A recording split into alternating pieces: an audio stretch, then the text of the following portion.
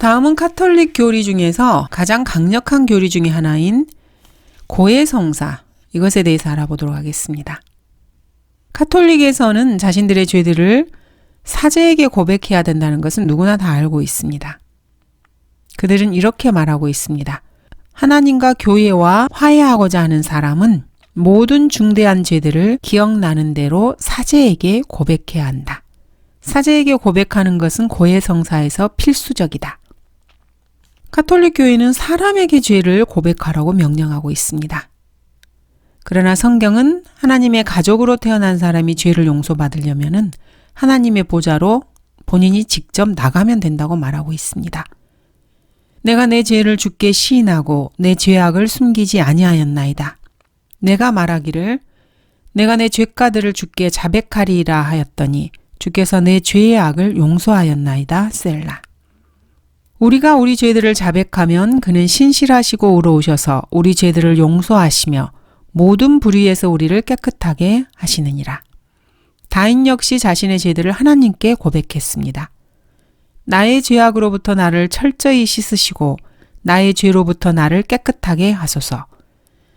내가 내 죄가들을 아오니 내 죄가 항상 내 앞에 있나이다. 거듭난 그리스도인들은 언제든지 하나님의 은혜의 보좌로 나아갈 수 있습니다. 이 말씀의 근거에서 말입니다.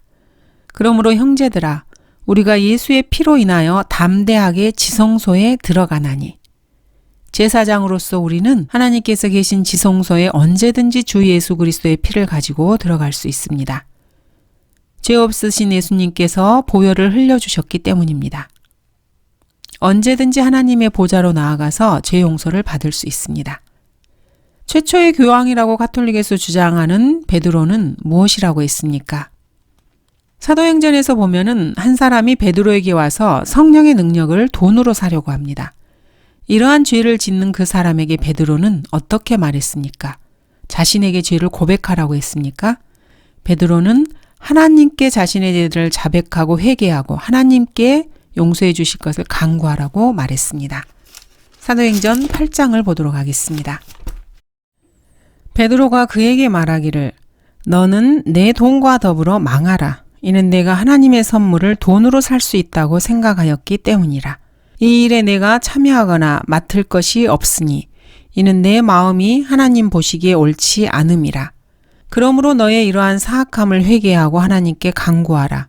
혹시 내 마음의 생각이 용서받게 되리라. 카톨릭 교회에서는 사제들에게 면제권이 있습니다. 사제들에게 죄들을 용서한 권세가 있다는 것입니다. 교회의 권위로부터 죄들을 용서할 허락을 받은 사제들만이 그리스도의 이름으로 죄들을 용서할 수 있다. 이 말이 사실이라면 하나님과 사람 사이의 중보자로서 사제가 등장하게 됩니다. 그러나 성경에 따르면 중보자는 단 한 분뿐입니다. 하나님은 한 분이시요 하나님과 사람 사이의 중보자도 한 분이시니 곧 사람이신 그리스도 예수시라. 주 예수 그리스도만이 하나님과 사람 사이의 유일한 중보자입니다. 교부들은 이 성사를 구원의 두 번째 강령으로 제시한다. 이들은 이렇게 주장합니다. 이러한 고해 성사나 사제들에게 면제권을 주는 것은 로마 카톨릭 신자들을 자신들의 교회 안으로 예속시키려고 하는 의도 외엔 다른 의도는 아닙니다. 이러한 사실은 자신들의 교리 문답서에서도 인정하고 있습니다. 교회의 명령에 따르면 분별력을 갖게 된 이후 신실한 성도들은 최소한 1년에 한 번은 중한 죄들을 고백해야 한다는 속박에 묶여 있다. 속박이라는 표현을 쓰고 있습니다. 교부들은 사람들을 카톨릭 교회의 속박에 묶어둘 이런 전통을 만들어내는 것입니다. 이것은 카톨릭 교회가 교회 회원들에게 사용할 수 있는 강력한 무기입니다. 이 교리에 따르면 카톨릭 교회를 떠나면은 죄들을 용서받을 수 없기 때문입니다. 그 말은 구원받지 못한다는 말입니다.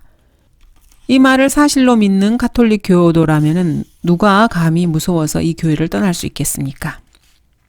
하지만 이것은 사람들을 협박하는 협박일 뿐입니다. 성경에 근거한 것이 아닙니다. 카톨릭 교도들은 자신들의 영적 눈을 열어주셔서 명철을 주시도록 기도해야 합니다. 그리고 이러한 거짓 종교가 얼마나 강력한 속박으로 자신들을 옭아맬 수 있는지 분별하고 알아야 합니다. 더 이상 거짓 종교의 포로로 머물러 있을 필요가 없습니다. 예수 그리스도께서는 사람들에게 자유를 주시기를 원하십니다. 자신들의 죄를 용서받기 위해 누구에게 가야 합니까? 사람이 만든 전통이나 카톨릭 교리 또는 개신교의 교리에 묶여 있어야만 합니까? 아니면은 성경이 가르치는 대로 전능하신 하나님께 본인이 직접 가면 되는 것입니까? 성경은 이렇게 기록하고 있습니다. 오 주여, 내가 깊은 곳들에서 주께 부르짖었나이다. 주여, 내 음성을 들으시고 내 간구하는 음성에 귀를 기울이소서. 주여, 주께서 죄악들을 지켜보신다면은 오 주여, 누가 서리이까? 그러나 용서하심이 주께 있으니 주께서는 두려워함을 받으시리이다. 카톨릭에 따르면은 살아있든 죽어있든 연옥에 있는 신자의 죄가 이러한 대사, 즉 면벌이라는 것을 통해서 용서될 수 있다는 것입니다.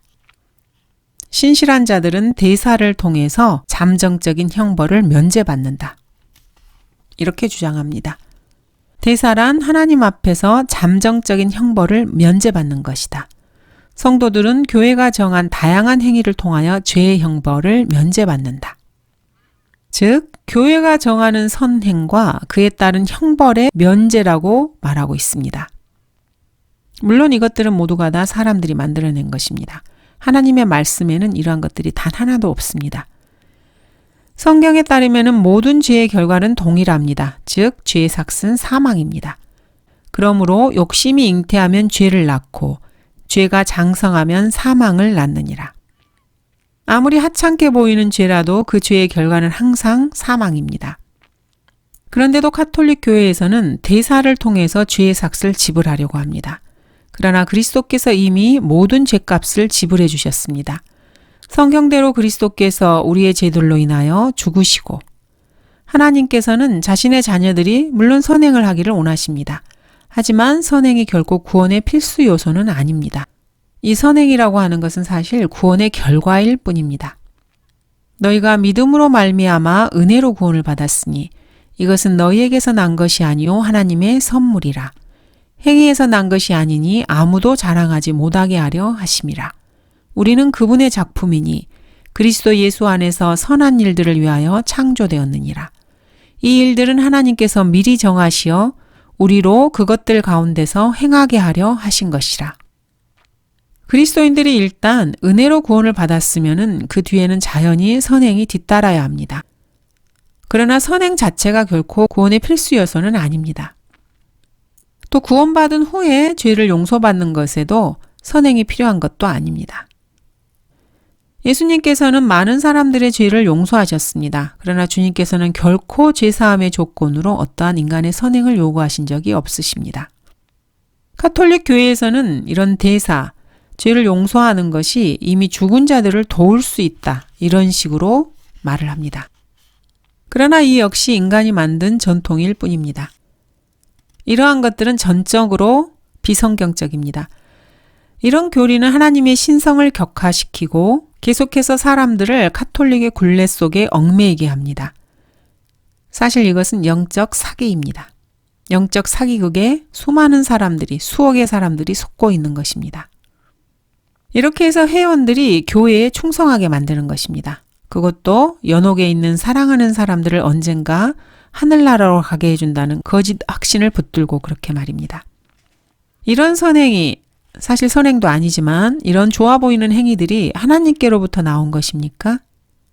여러분 스스로 기록된 말씀을 한번 살펴보고 상고해 보시기 바랍니다. 우리가 행한 의로운 행위에 의하지 않고 그의 자비하심에 따라 성경은 이렇게 기록하고 있습니다. 카톨릭 교회에서 가르치는 기도는 어떤 기도입니까?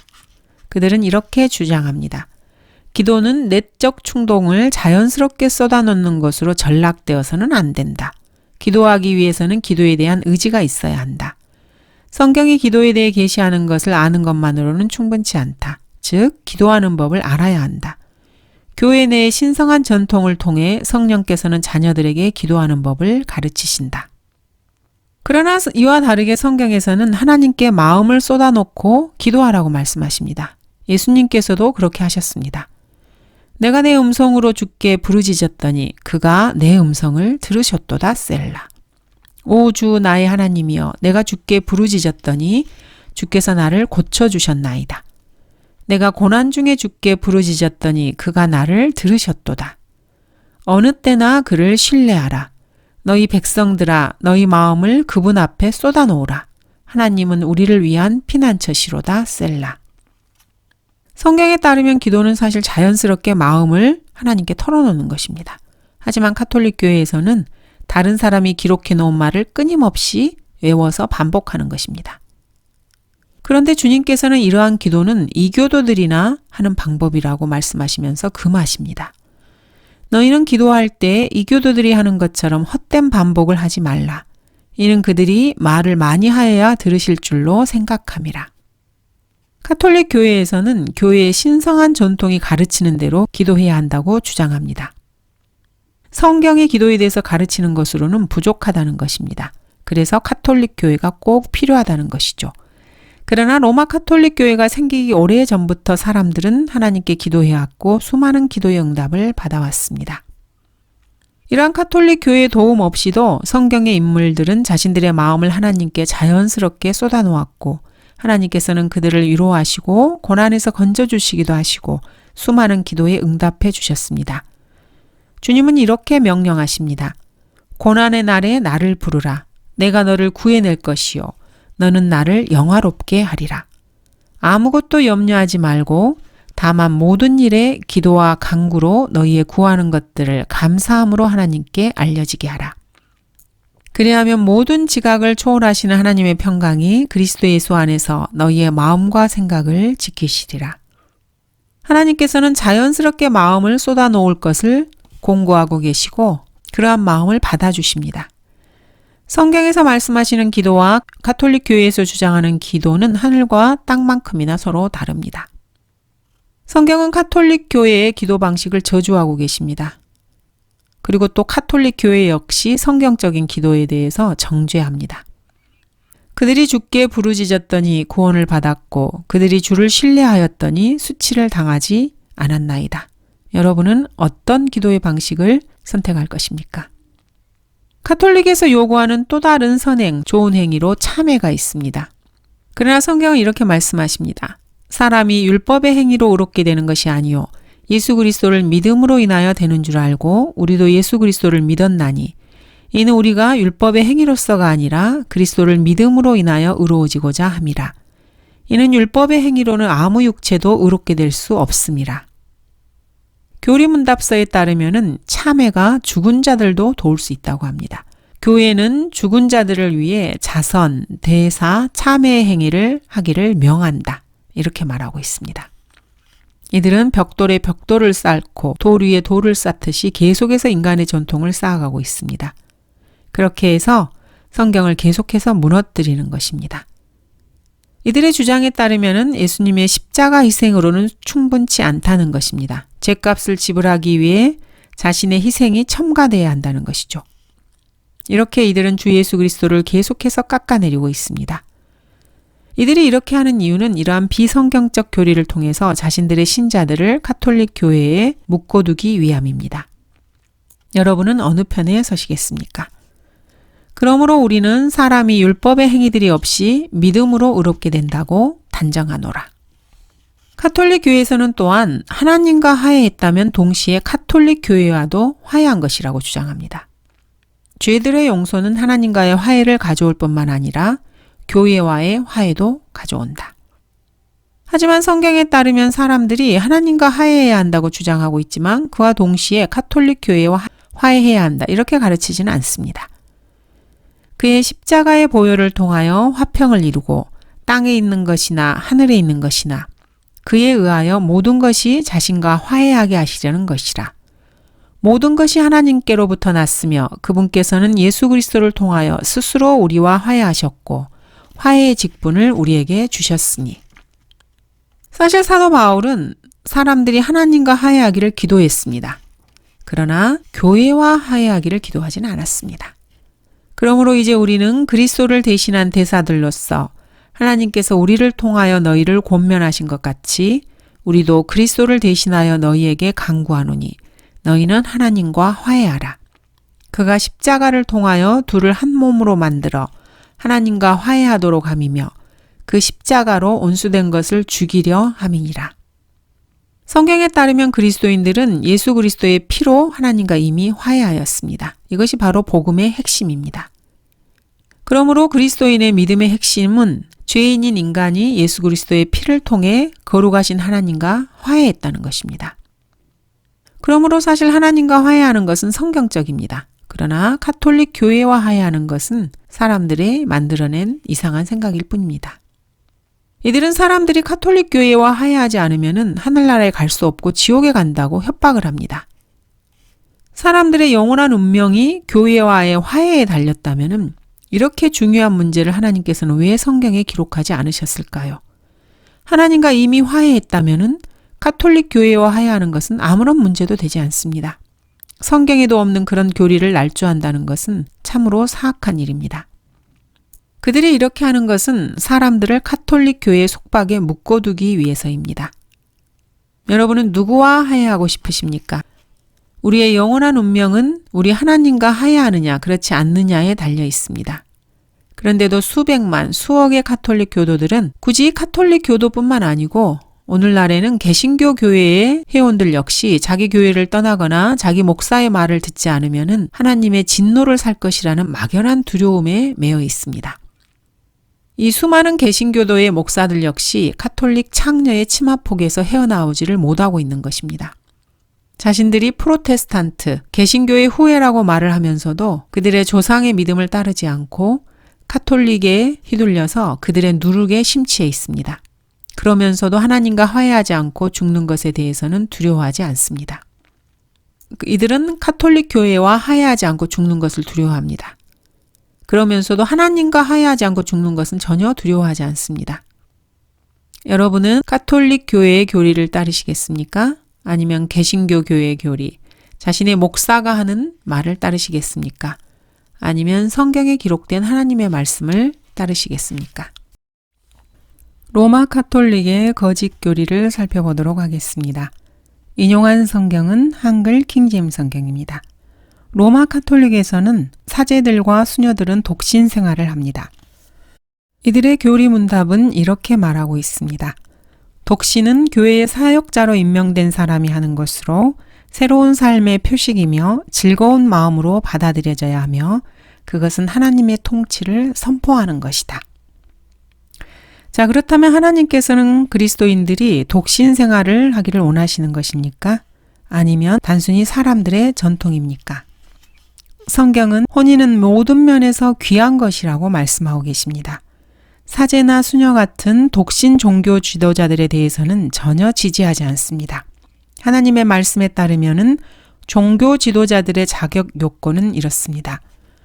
그러므로 감독은 비난받을 일이 없어야 하고 한 아내의 남편이어야 하며 하나님께서는 집사에게도 동일한 자격을 요구하십니다. 집사들은 한 아내의 남편으로서 자신의 자녀와 집안을 잘 다스려야 할지니라. 첫사람 아담을 지으신 후 하나님께서는 남자가 혼자 있는 것이 좋지 않으니 내가 그를 위하여 돕는 자를 지으리라 이렇게 말씀하셨습니다. 하나님께서는 결혼을 승인하셨을 뿐만 아니라 이렇게 말씀하십니다. 이제 성령께서 분명히 말씀하시나니 마지막 때에 어떤 자들이 믿음에서 떠나 미혹하는 영들과 마귀들의 교리들을 따르리라. 그들 자신의 양심이 화인을 맞아 위선으로 거짓을 말하리라. 혼인을 금하고 음식을 삼가라고 명하리니 이 음식은 하나님께서 진리를 믿고 아는 사람들이 감사함으로 받도록 지으신 것이라. 기록된 성경 말씀에 따르면 혼인을 금하는 것은 마귀들의 교리입니다. 하나님께서 요구하시는 교리가 아닙니다. 성경은 이런 교리를 가르치는 사람들을 위선으로 거짓말을 하며 마귀들의 교리를 따르는 자라고 말씀하고 계십니다. 세상에는 수많은 사제들과 수녀들이 자신들의 희생으로 하나님을 기쁘시게 한다고 믿고 있습니다. 그렇게 해서 자신들의 삶을 배우자와 함께 나누는 삶의 기쁨을 포기하는 것입니다. 하지만 그것은 정작 마귀의 계략에 빠진 것입니다. 참으로 비극적입니다. 카톨릭에서 첫 번째 교황이라고 인정하는 베드로 역시 결혼한 사람이었습니다. 예수께서 베드로의 집에 오셔서 그의 아내의 모친이 열병으로 누워있는 것을 보시고 베드로에게는 아내가 있었습니다. 그렇다면 베드로는 결혼한 교황인 셈입니다. 이것은 카톨릭 교도들에게는 참으로 충격적인 사실이 아닐까요? 이 역시 카톨릭이 하나님의 말씀에 대적하는 교리입니다. 주님께서는 이 교리가 지옥의 기원을 두고 있다고 말씀하고 계십니다. 반면에 카톨릭 교회에서는 독신이 하나님의 통치를 눈부시도록 선포한다고 가르칩니다. 왜냐하면 로마 카톨릭 교회에서는 사제들과 수녀들의 가족을 부양하는데 돈을 지불하고 싶어 하지 않기 때문에 이런 교리를 주장하는 것입니다. 내 셈으로 복을 받게 하고 내 젊은 날의 아내와 더불어 기뻐하라. 잠언 말씀입니다. 카톨릭에서는 또한 자신들의 교회만이 하나님의 말씀을 해석할 수 있다고 주장합니다. 그들은 이렇게 말합니다. 하나님의 말씀을 해석하는 일은 순전하고도 유일하게 교회의 판결에 맡겨져 왔다. 즉, 교황과 그와 교통이 있는 주교들에게 맡겨진 것이다. 교황과 카톨릭의 지도층이 하나님의 말씀을 해석할 수 있다는 것입니다. 바울과 바나바가 베레아에서 설교할 때 사람들은 전심으로 말씀을 받아들이고 이 말들이 그러한가 하여 매일 성경을 상고했습니다. 즉, 베레아의 그리스도인들은 성령의 도움으로 스스로 성경을 해석했습니다. 예수께서 대답하여 그들에게 말씀하시기를 너희가 성경도 하나님의 능력도 모름으로 오해한 것이 아니냐. 사두개인들은 성경을 잘 알지 못하는 것으로 인해서 예수님께 책망을 받았습니다. 이들이 성경을 아는 것이 불가능하다면 예수님께서 그들을 왜 책망하셨겠습니까? 먼저 이것을 알지니 성경의 어떤 예언도 사사로운 해석에서 나온 것이 아니니. 그리스도인들이 성경을 해석할 수 없다면 왜 바울은 그리스도인들에게 성경을 공부하라고 공고하고 있습니까? 내가 진리의 말씀을 올바로 나누어 자신이 하나님 앞에 부끄럽지 않은 일꾼으로 인정받도록 공부하라. 성경을 공부하는 것은 그리스도인들이 하나님께로부터 받은 명령입니다. 말씀을 나누어서 공부해야 합니다. 예수님께서도 성경을 상고하라고 명령하셨습니다. 성경을 해석할 수 없는데 어떻게 상고할 수 있겠습니까? 자, 그렇다면 성경은 누가 해석하는 것입니까? 성경은 어떤 특정한 사람이 성경을 해석하는 것이 아니라 하나님의 자녀들이 성경을 해석한다고 말씀하십니다. 즉, 성령님의 도움을 받아서 말입니다. 성령님께서는 그리스도인들이 성경을 이해할 수 있도록 도와주십니다. 그러나 위로자이신 성령을 아버지께서 내 이름으로 보내시리니 그가 너희에게 모든 것들을 가르치시며 또 내가 너희에게 말한 모든 것들을 기억나게 하시리라. 그러나 진리의 영이신 그분이 오시면 너희를 모든 진리로 인도하시리라. 사도 바울은 성령님께서 자신을 가르친다는 것을 깨달았습니다. 또한 우리가 그것들을 말하되 인간의 지혜가 가르치는 말로 하지 아니하고 성령께서 가르치시는 말로 하나니 영적인 일들은 영적으로 비교하여 말하느니라. 우리가 세상의 영을 받지 아니하고 오직 하나님께로부터 온 영을 받았으니 이는 우리로 하나님께서 우리에게 값없이 주신 것들을 알게 하려 하심이라. 교회가 성경을 해석해야 한다고 주장하는 사람들에 대해서 성경은 이렇게 경고하고 계십니다. 너희를 미혹해 하는 자들에 관하여 내가 이런 것들을 너희에게 썼노라.